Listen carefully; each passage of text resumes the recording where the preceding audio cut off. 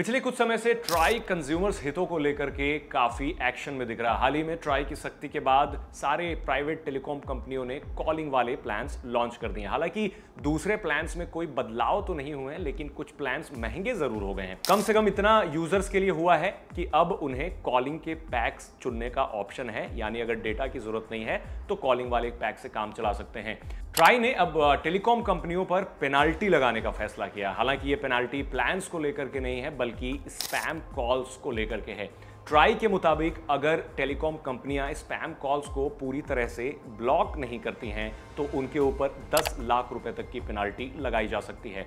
अब टेलीकॉम कंपनियां ट्राई के इस कदम से जाहिर सी बात है नाखुश हैं और COAI ने इसका विरोध किया है। COAI का ये कहना है कि इस तरह की पेनाल्टी कंपनियों पर नहीं लगनी चाहिए, क्योंकि कंपनियां ऑलरेडी स्पैम कॉल्स को ब्लॉक करने के लिए, उन्हें डिटेक्ट करने के लिए कई सारे सिस्टम्स ला चुकी हैं। अब telecom regulatory authority of India यानी ट्राई जो है वो भारत सरकार की एक बॉडी है जो कंज्यूमर्स के हितों का ख्याल रखती है। ट्राई ने telecom commercial communication customer preference regulation यानी TCCPR 2018 में अमेंडमेंट किया है, जिसमें कुछ चीजें जोड़ी गई हैं। मैं बताता हूं कि क्या क्या इसमें प्रोविजंस हैं जिससे कस्टमर्स को फायदा होगा। एक है एक्सटेंडेड रिपोर्टिंग विंडो, यानी कस्टमर्स अब 7 दिन के अंदर किसी भी स्पैम कॉल्स या मैसेजेस के लिए रिपोर्ट कर सकते हैं। इससे पहले ये विंडो सिर्फ 3 दिनों तक का ही था, यानी इसी टाइम फ्रेम में कंपनियों को उन प्रॉब्लम्स को रिजॉल्व करके देना पड़ेगा। दूसरा है accelerated action against unregistered senders. Telecom operators को अब किसी भी अनरजिस्टर्ड टेलीमार्केटर्स पर 5 दिन के अंदर एक्शन लेना पड़ेगा। इससे पहले 30 दिन का टाइम फ्रेम था एक्शन लेने के लिए। तो अब कंपनियों को इन सब से भी निपटने के लिए काफी जल्दबाजी दिखानी पड़ेगी। उसके बाद है फाइनेंशियल पेनाल्टी, यानी इस नियम वायलेट करने पे कंपनियों को 2 लाख से 10 लाख रुपए तक का जुर्माना देना पड़ सकता है। पहले वायलेशन पे 2 लाख रुपए, दूसरे वायलेशन पे 5 लाख रुपए और मल्टीपल वायलेशन पे 10 लाख रुपए तक की पेनाल्टी लगाई गई है, जो कि बढ़ती रहेगी। इसके बाद पैटर्न एनालिसिस है। टेलीकॉम प्रोवाइडर्स को कॉल या मैसेज के पैटर्न को एनालाइज करना होगा। हाई वॉल्यूम और शॉर्ट ड्यूरेशन वाले कॉल्स को डिटेक्ट करके आइडेंटिफाई करना पड़ेगा कि कहां से ज्यादा स्पैम कॉल्स आ रही हैं और ओरिजिनेटर को पकड़ करके ब्लॉक करना पड़ेगा।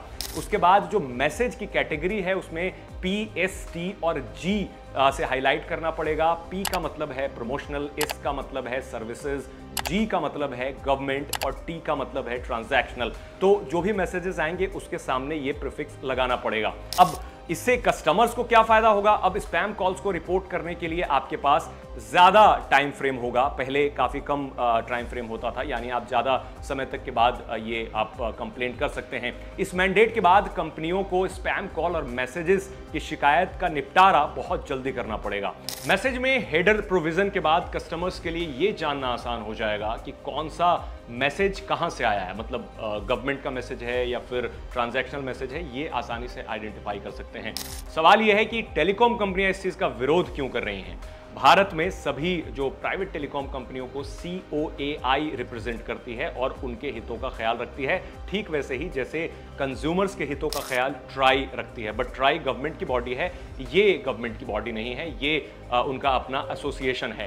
अब COAI का कहना है कि जो ट्राई ने इतने सारे अमेंडमेंट किए हैं इसका असर OTT सर्विसेज पे नहीं पड़ेगा। आपको बता दें कि यहाँ पर OTT सर्विस का मतलब डिज्नी हॉटस्टार या फिर नेटफ्लिक्स नहीं है, बल्कि व्हाट्सएप, टेलीग्राम और दूसरे ऐसे ऐप्स हैं जिससे आप कॉल कर सकते हैं। तो COAI ने बेसिकली ये कहा है, दलील ये दी है कि व्हाट्सएप, टेलीग्राम या फिर दूसरे जो ऐप्स हैं उसके जरिए भी स्पैम कॉल्स और मैसेजेस आते हैं, लेकिन इस जो ट्राई की जो अमेंडमेंट है उसमें उन सबको शामिल नहीं किया गया है। तो ट्राई को कॉम्प्रिहेंसिव फ्रेमवर्क तैयार करना चाहिए जिसमें वो सारी कंपनियां भी आ जाएं जो स्पैम कॉल्स और स्पैम मैसेजेस का एक तरह से जरिया बनती हैं, जैसे टेलीकॉम कंपनियां बनती हैं। और उसी तरीके से जैसे व्हाट्सएप है, फेसबुक है, इंस्टाग्राम है, वहां से भी कॉल किए जा सकते हैं, वहां से भी मैसेजेस भेजे जा सकते हैं, जो आजकल काफी भेजे जा रहे हैं। COAI ने यह भी कहा है कि पेनाल्टी टारगेटेड टेलीमार्केटर्स और स्पैम ओरिजिनेटर पे लगाना चाहिए, ना कि टेलीकॉम कंपनियों पर, क्योंकि उनका कहना है कि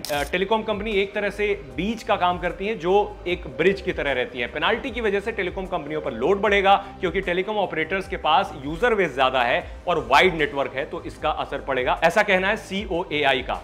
अब जो ट्राई के डायरेक्टिव्स हैं उसके बाद जिस तरीके से कॉलिंग के प्लान्स आ गए थे, तो अब बहुत जल्द ही आपको देखने को मिलेगा कि स्पैम कॉल्स या मैसेजेस आपके फोन पे कम हो रहे हैं, अगर ये कंपनियां ट्राई की बात मानती हैं तो।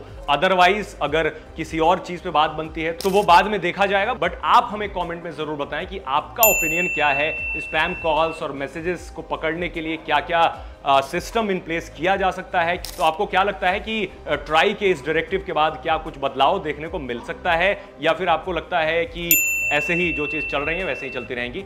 आप अपना ओपिनियन कमेंट में जरूर बताएं।